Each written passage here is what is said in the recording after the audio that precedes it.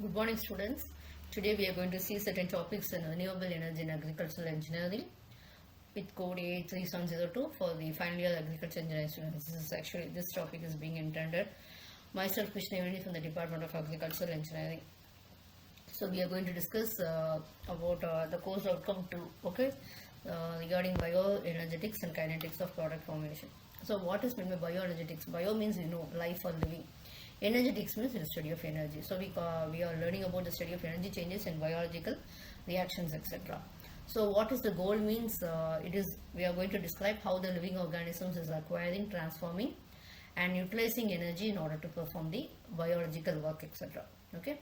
So normally we have catabolic reactions in which we are involving the breakdown of chemical molecules, and anabolic reactions will be involving the synthesis of compounds. Okay. So normally when you take it as a plant's life, we can call ATP means it is the energy currency for the organisms, etc. Okay, it is a goal of metabolic and catabolic processes. So what is the goal is you can synthesize the ATP from the available starting materials and all. So what materials we do have in the environment? After you are synthesizing it is ATP, that is your adenosine triphosphate, we are breaking down the ATP into ADP, adenosine diphosphate and inorganic phosphate. Okay, so this ratio of ATP to ADP we call it as the energy charge and all. Okay, so if there is more ATP than ADP, then cell can use ATP to do the work and all. Okay, this ADP can be used for doing the work. If it is more ADP than ATP, then you will have to cell must synthesize the ATP. So ATP is very, very important. Okay, so what happens is this energy charge will be deciding how the plants are being able to carry out their operations, etc. So every living cell and organisms, they will have to perform the work. Okay, and the energy process we call it as it is defined by basic laws and all. The energy available, which is for energy to do the work, we call it as free energy. Okay, so the reactions can occur spontaneously if they are accompanied by decrease in free energy. So heat may be released or otherwise it can be absorbed. So cells will be requiring a source of free energy. So cells are isothermal systems. So they can function at constant temperature and also pressure and all. So the photosynthetic cells means they will be acquiring the free energy from observed solar radiations.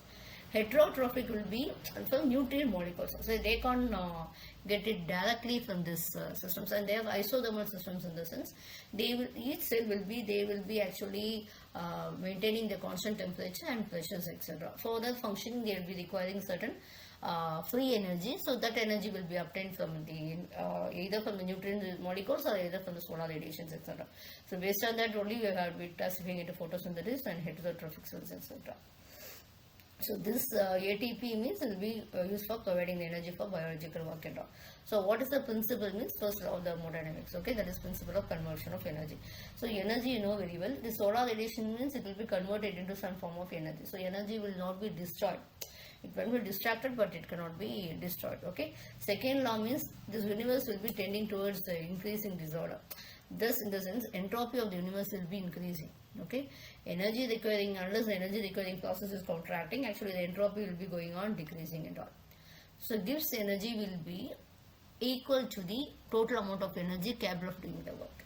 Okay, so this energy should be able of doing the work. If delta G is negative means is exogenic. The process is spontaneous and we don't know what is going on. So delta G is positive means it's non-spontaneous, it is endogenic and all. Delta G is equal to 0, then we call it as a equilibrium positions, etc.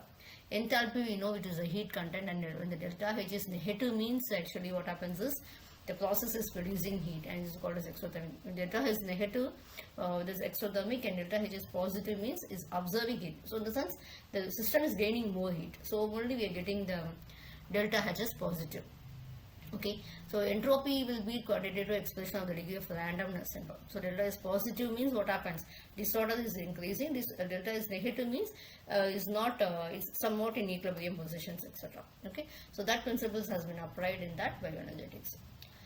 This actually the plants will have to maintain an energy equilibrium. It has to maintain some energy. It needs certain energy for doing its operations and all. Everything else we have to do. Okay, so this is what we call it as. Biocatalysis is actually a chemical process that uses enzymes or other to speed up the chemical reactions, etc. So what we have is we have commercial sources of enzymes. We have animal tissue, plants, and also we have the microbes also. Okay, we have the microbes also, and how by isolating the microbial strains that produce the desired enzymes, we can we can get the required quantities and all. So the types of enzymes will be microbes, or lipases, or proteases, urolases, and also the amylases and all. Okay, so these are the main types of enzymes that are being available. So what is the difference between the biocatalyst and chemistry based manufacturing? Biocatalysis can be operated near room temperatures and all, but chemistry they need near room temperatures and all. It's very, you can easily manufacture. When you take consider with this chemical based methods, these are less complex only. Okay, the products will be of higher quality when compared with the chemistry based, and they are pollutionless. That is very, very important. When you take it as a biocatalyst, they are pollutionless and they can be decomposed. Okay, so they cannot be practical applications will be very, very good when you take it as chemistry based engineering manufacturing, but in the case of pollution and other concerns, we will have to go for biocatalyst. Okay, next one is kinetics of product formation. Means it is a study of the rates at which the product are formed. Okay, it is providing a detailed understanding of what are the mechanisms involved and how the reactants will be reacting with each other and how we are finding the products and all. Okay, how enzymes are catalyzed reactions and how the reaction rate. Okay, it will be depending upon concentration, temperature, enzyme temperature, and other ones. Okay, thank you.